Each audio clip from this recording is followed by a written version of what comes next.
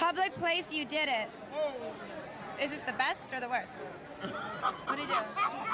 The best. Okay, the best? Probably the Obama thing. Diddy didn't just party with celebrities. He was the Epstein of the music industry. And now, the house of cards are collapsing. You guys gotta check this video out. Make sure to hit the subscribe button. Let's get right to it. So, Sean Diddy Combs' trial is set to continue today after Cassie Ventura's mother testified that she documented her daughter's bruises and paid the rapper $20,000 after he allegedly tried to blackmail her. Ventura's ex-boyfriend, rapper Kid Cudi, could take the stand as soon as today.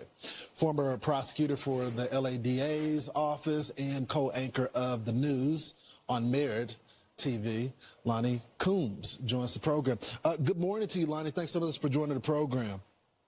Good morning, Lawrence. Great to be with you. So, I was taken aback at first, and you have a different theory on this because it seems like they're making the case about Diddy being a bad guy, but I haven't seen the sex trafficking angle, which is what the charges are.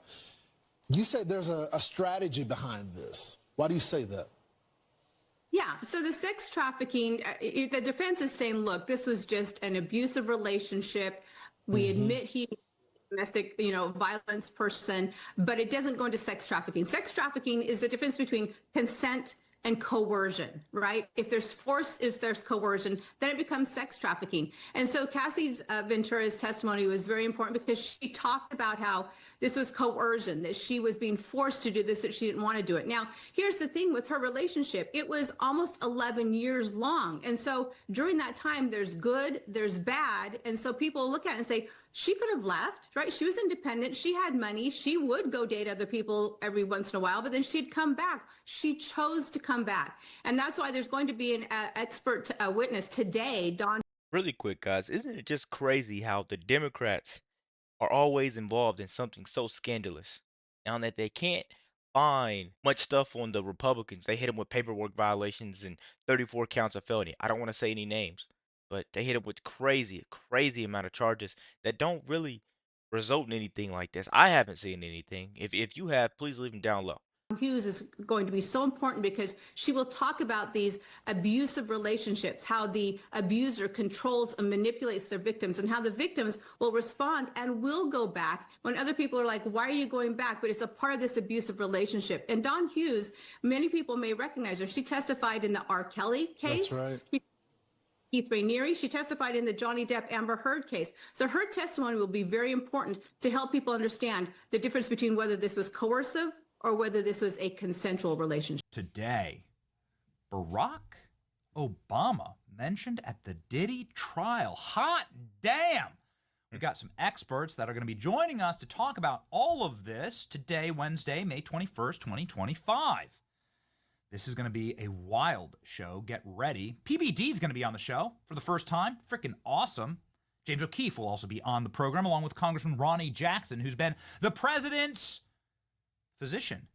Ronnie Jackson knows personally Joe Biden's doctor. He worked for him.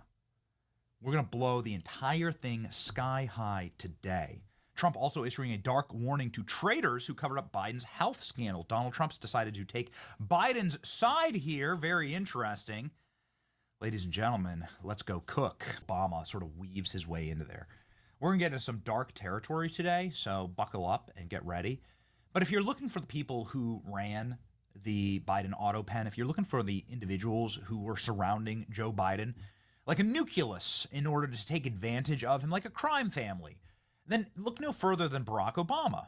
It's Barack Obama who bragged that he wants to have a third term where he just runs the presidency with his people installed. And oh, by the way, go do a real quick personnel check. It's the same administration. If you're looking at Obama, the end of Obama, 2016, at the very end of Obama, 2016, there is a one-to-one parallel job movement directly into the Biden regime. All of them were there. There's that hilarious photo where Jen Psaki's sitting there like all sour puss face in the White House Rose Garden. Every face you'll recognize went straight into the Biden regime. Biden didn't have any of his own people. He had no one.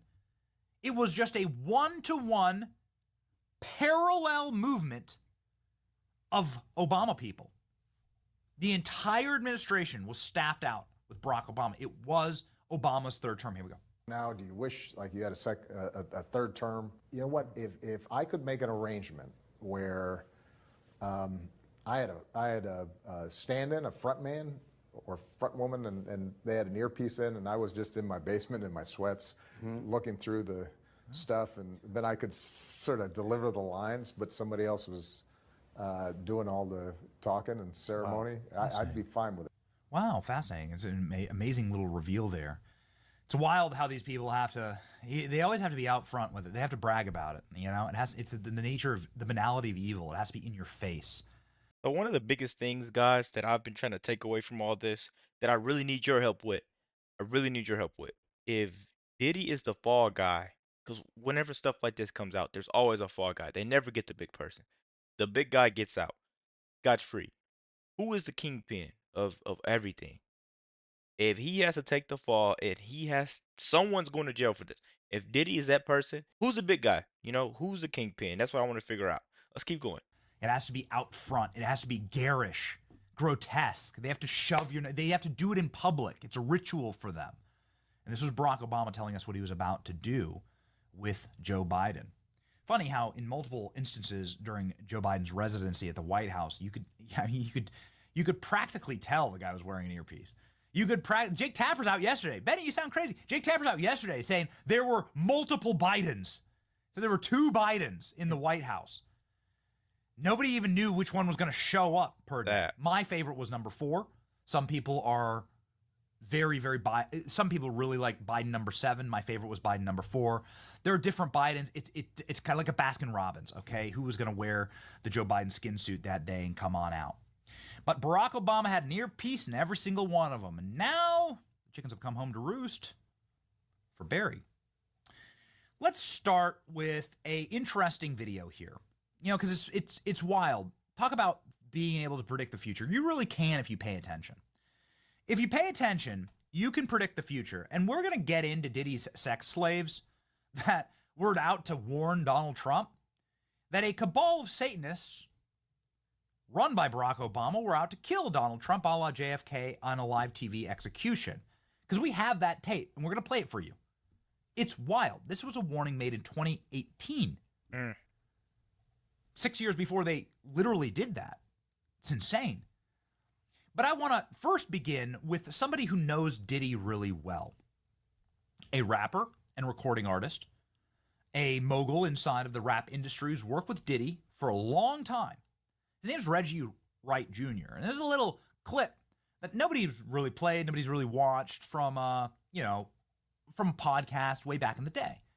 And way back in the day, what I mean by that is 3 years ago, when these kind of claims seemed utterly insane. And again, we're going to cover the Diddy sex slave deposition, where if we were paying attention at the time, we would have known about everything that was about to happen to Trump and our nation 8 years ago.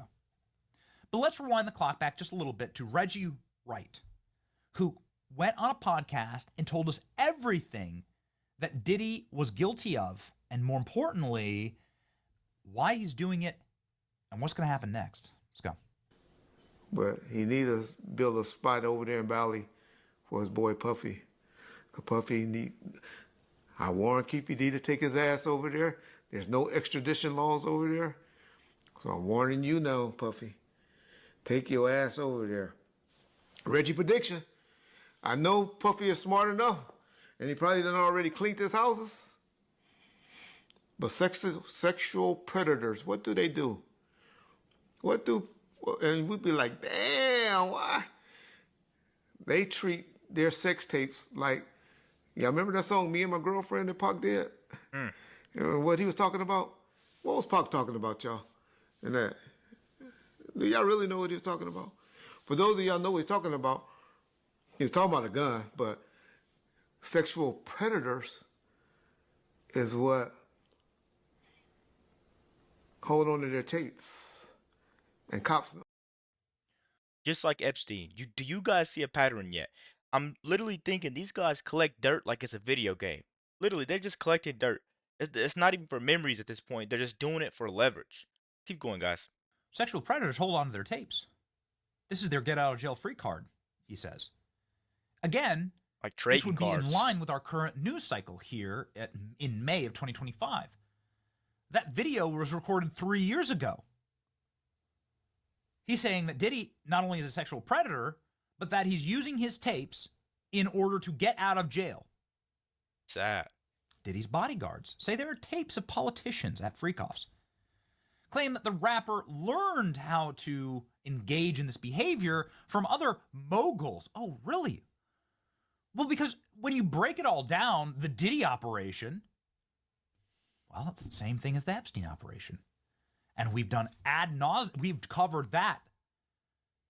We're going to continue to cover that. But what's become obvious and apparent was that the Epstein operation was an op by the CIA and the world's most powerful people in order to get compromat and compromising material. Hollywood's not just a dream factory. It's a blackmail cartel. That's all I can say about it at this point, because everybody seems like once they get too big, that they gotta take the fall eventually, unless you just do everything right. But I haven't seen that many times. And to get a little club going of people who they could control. The royal family, prime ministers, heads of state, senators, presidents. That was the Epstein op. It was probably clandestine. Probably had a little bit of British intelligence, French intelligence, Israeli intelligence sprinkled in there. The nexus of that was centered on the CIA. And if the Epstein op was so successful that you were able to entrap a lot of the world's leaders and then control them, why not do that here? In the nexus of power in celebrity, Hollywood, the music industry. A lot of these people really move culture and can be then controlled. Diddy was the Epstein of the music industry, and politicians knew it, and politicians protected him. Very interesting little piece here from a lawyer who went on News Nation and said, I've seen tapes of the A-listers of the A-listers. What does that mean? At Diddy freak-offs. Huh? A-listers of A-listers. She says, way bigger than Diddy. Huh? Wait a second. Like, well, Diddy is a really big celebrity. What do you mean way bigger than Diddy? What can you possibly be talking about? Porno allegedly showing Diddy with more famous A-listers being shopped around. Being shopped around. Eddie Griffin, famous comedian, says Diddy's a dead man. That he won't leave prison alive after a sex trafficking arrest. Wow. What kind of a person could you have compromising material on that would get you Epstein? Well, we know that Epstein had compromising material on Bill Clinton. 27 different trips to the island. Hillary Clinton going as well. And we all understand what happened to Epstein. So who could it possibly be? Who could it be? What's the relationship between Diddy and Barack Obama? It's a great question, guys. Well, I want to go back in.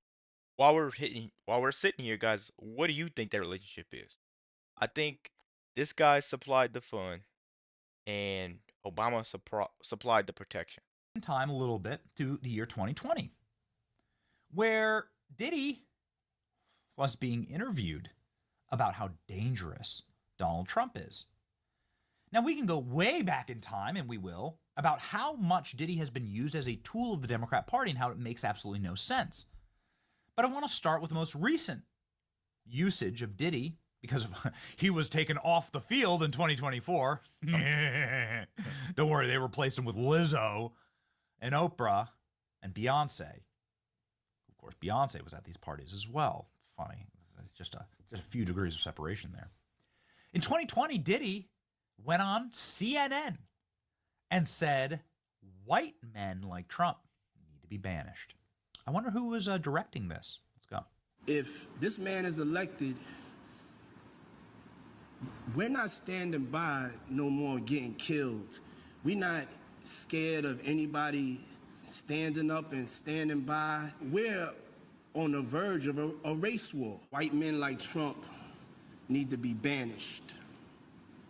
That aged like milk, like horribly. You know, it's weird that Trump is a free man and you were in jail for doing so much harm to society. If thinking, it's real dangerous. Yes. Oh, white men like Trump need to be banished. Way of thinking is really dangerous. What have we learned about the Diddy op? We've learned that Diddy was a manufactured celebrity. He didn't have any hits. Nobody really listened to his music. He didn't have any chart-topping records for like 20 years. He was an entry point. He was a influence vector. How did he keep his influence? Well, let's go back to the very beginning. Who was one of the first people that brought Diddy into the political realm? Well, we happen to have the tape here. Had to dig way back into the files. Over 20 years ago, Diddy's first political interview was with Barack Obama. Now, this is an 8-minute clip here that Diddy puts up. It's like a vlogger style from way back in the day. But it's Diddy introing Barack Obama's political career. At this point, this is going to be wild. This is going to blow your mind. This is Diddy's first political interview. Barack Obama hadn't even been elected to senator. He's not president. And here in the tape, you can hear not only Barack Obama with a brand new accent, very unique accent that got exercised out of his vocabulary, but when Barack Obama was trying to appeal to the Diddys of the world, he did this. And then there's something else unique that happens here. Here we go. Obama blog, Barack Obama meets Barack Obama. 4 years ago, I had the privilege to meet Barack Obama, interview him, predict that he was going to be something big, and also joke around with him, we had some funny banter back and forth. Really quick, guys, it might be off topic. You might laugh, but do you think there's any baby oil in this room that Diddy's in right now? Any lubricant? We was really like snapping on each other a little bit. It's some footage that I will always thank God that I have, and I got a chance to meet and talk to this great man. I wanted to share it with y'all. Happy Obama Day, baby. Happy Obama Day. Happy Martin Luther King Day. Your dream is now a reality. Check out this exclusive footage. Here we go. Barack Obama meets Barack Obama. Man, the archives here. Introduce yourself again for me, sir. I'm Barack Obama. I'm the U.S. Senate candidate from the state of Illinois. And you becoming a black Democratic senator, this is a big deal. This is a big deal. Well, absolutely. We've got 100 U.S. senators from across the country, and right now not one is African American. So part of what we hope to do is to break that barrier, make sure that African Americans, Latinos, more women are included in the process, because the U.S. Senate makes decisions about a lot of stuff, war and peace, what we do with our tax dollars, etc. And the reason why I'm bringing up that's a big deal, because it's proof that the voting process can work if minorities and young people get involved. The disenfranchised that don't usually vote can make changes and can change the face of politics. Do you agree? Absolutely. Listen, you're a motivating force for young people all across the country. Your music moves people. You're a trendsetter. But part of what we want to do is to make sure that we're setting a trend in terms of political participation. Music, fashion, all that's important. But people have to also understand that, when our young men and women go to war, somebody's make that decision, and it's typically going to be young people. Whether you work at Mickey D's or you're producing records, your tax dollars are going somewhere. And it's almost like Barack Obama gave Kamala Harris the Mickey D's fake story. You listen to this, it's like time capsule stuff. All of these, he's like describing DEI. I want more women and Latinos and African Americans in the Senate. We need to have quotas in the United States Senate, you see. It's remarkable to go back. I mean, you're talking 2023 is the date of this video. And you're hearing Barack Obama, who has, of course, very mysterious and very suspicious connections to clandestine agencies, worked for USAID, worked for CIA cutout agencies, Barack Obama in his young life. You have like the talking points here. It's perfect. You're so influential. You can move people. We're going to make sure that you can affect culture. You can see the nexus of it all starting here. And then there's one final little creepy thing, and the reason why we played this is because Diddy talks about how much fun he had with Obama. What an exciting time it was for him. The way they close out the video is Diddy talking about how glistening Barack Obama is. This will come up in just a second, but here we go. All these speeches, all these conventions. Thank you. And I just want to say how much I appreciate Puff Daddy for doing the kinds of work that he's doing, because he doesn't have to do this. But this is part of what is important about giving back. We applaud you, and I want to apologize for not sweating, but I do this so much. I'm so cool. I just want y'all to see everybody I'm interviewing is sweating. I'm not even touching my brow. I'm so cool, and I want to apologize. I ain't trying to make you look bad or nothing like that, but I'm just so cool. We T-shirt. I tell you, if he was wearing one of those fancy designer clothes he's designing, he'd be sweating just like me. Look at how much you're glistening. It's crazy to me, guys, because we thought Diddy was just a rapper. You know, I'm sitting here looking like we thought he was literally just a rapper. But it turns out he may be involved, and he may be the front man for something way darker than just that. I'm just saying. And the scary part about it all is he's not alone. Look who's next to him. Look at how much you're sweating. What have we learned on the Diddy trials here? That these multi-day freak-offs, Diddy was obsessed with how sweaty people were, with how glistening they were. It's utterly repulsive, but it is what we're learning in the trial. He's constantly obsessed with who's sweating and who's glistening, and that's why all the baby oil was there. Also, the baby oil was a way to get date rape drug into the system without taking pills. But now we've learned a little bit more about the pills that Diddy was taking, and we have another mysterious Barack Obama connection to Diddy. Did you know that Barack Obama was in Diddy's mouth almost every night? Disgusting. I'm sorry to put it that way, but it just is what it is. Sean Diddy Combs took drugs every day that were Obama-shaped. Huh? Like, say what now? Okay, let's go ahead and read. According to the drug dealer for Diddy, not only did Diddy request Obama-shaped drugs, and we have photos of them. We have photos of them here. Here, Climb, pop over to my window, shall we? These were the kind of drugs that Diddy was requesting.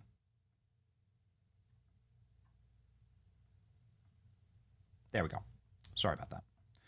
Okay, this is in the this is in the federal record now, right? They were able to get these.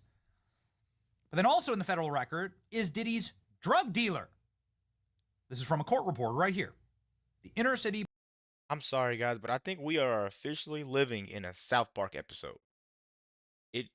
Forget Netflix. This has way more plot twists than a season of House of Cards. Press. This is crazy. This is the U.S. attorney asking Diddy's drug dealer, did you meet with a lot of people? Oh, yeah, absolutely. Even former presidents. Which former president? Barack Obama. Oh, okay. Change the subject. Seriously, that's why I'm angry that it's not being televised. This is the transcript from yesterday. Did you ever pick up drugs for Combs? Oh, yeah, all the time. This and that and this and that. The federal government, as soon as they found out that Diddy's drug dealer met with Obama, like, let's cut it all off. Sean Diddy Combs took Obama-shaped drugs every day. That's really peculiar, you know, when you start really breaking it down. It does seem extremely strange. Are there other instances of Barack Obama having a tie-in to this whole Diddy world? Let's start with a mysterious clip of two celebrities that we knew were ubiquitous at Diddy parties. Wait till you guys hear this one. This one's dang near jaw-dropping. Jaw-dropping. Like, this is horrible. This is John Legend and his really creepy wife. Do you have this, the Chrissy Teigen John Legend one? Okay, thank you. John Legend and his super creepy wife, Chrissy Teigen, we say creepy because, well, she's a horrible witch. You can go through the Candace Owens reporting on Chrissy Teigen. Found the number of times that she's threatened to kill people and asking people to commit suicide. And, you know, then you get even darker. Chrissy Teigen is a monster. And her and John Legend went on a red carpet. And they were asked, what's the most memorable place that you did it? And the answer sent John Legend into a Diddy-induced glistening sweat ball. Watch. Public place you did it. Is this the best or the worst? What do you do? The best. Okay, the best. Probably the Obama thing. John, what's the? Oh God. Oh God. John. What? What is your wife talking about? I don't know. We're not in there. Chrissy, get back in. What happened? We're not going to discuss that. We're not going to discuss it? We're not. We're not. Right, okay. Oh my God. Secret Service. Come here, jump back in. Hi. Look at John. Look at, I don't. Hi. We're not talking about it. That's the truth. Thank you. And I just want to say how much I appreciate Puff Daddy for doing. The Obama thing, huh? I mean, again, we know that the John Legend and his wife Chrissy Teigen were ubiquitous at these Diddy parties. What exactly is that? Why does anybody ever ask, like, what Obama thing they were having sex at? Strange, this. Does this possibly go any deeper? The most insane thing is, this trial isn't about Diddy anymore. This is a blueprint to how the elite people are protecting each other. That's what we need to pay attention to most, and I really need to see what you guys think about this video. Don't forget to like, comment, subscribe if you're new, and as always, let me know what you react to. We're out.